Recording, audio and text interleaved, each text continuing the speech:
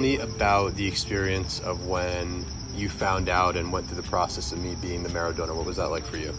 Well, you called and you said, Mom, I have something to tell you and just want to hear your thoughts. And having worked in a hospital for many years and accompanied kids for bone marrow procedures, among other things, I was like, this is a no-brainer. I'm just like so amazed at the opportunity. What was the experience like for you as a dad? Yeah, I think I told you I lost a friend in college to leukemia, and she had a bone marrow match, and I registered. But when this happened, there are no coincidences. And having researched the facility and knowing all about DKMS, and they'd been through this a bunch of times, I was pretty comfortable and excited for you to do this. Swabbing your cheek is the simplest act. Yes. That is table stakes, and if training for these Ironmans accomplishes nothing but gets a few friends to swab their cheeks for free, then it's a wild success.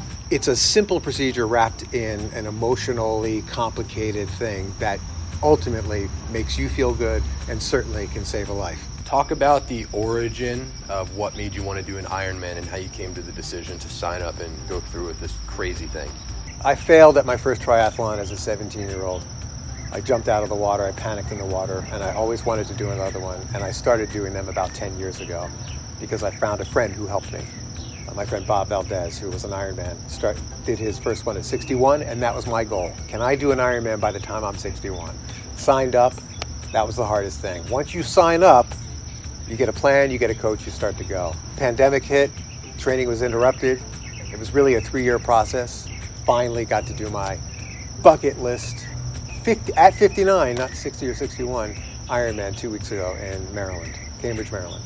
You watched Dad train for over a year for the race, and then we watched him complete the race.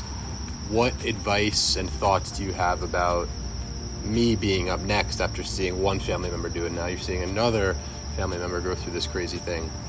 What advice do you have? Follow the plan. The discipline that Dad showed was epic, and I think it made all the difference in the world to have a coach follow the plan and be as disciplined as he was to the minute. I'm now 6 weeks out from my race. I'm training for a little bit now. You are 3 weeks out from finishing your race. What advice do you have to me as I enter into this final stage of actually going through with this crazy thing?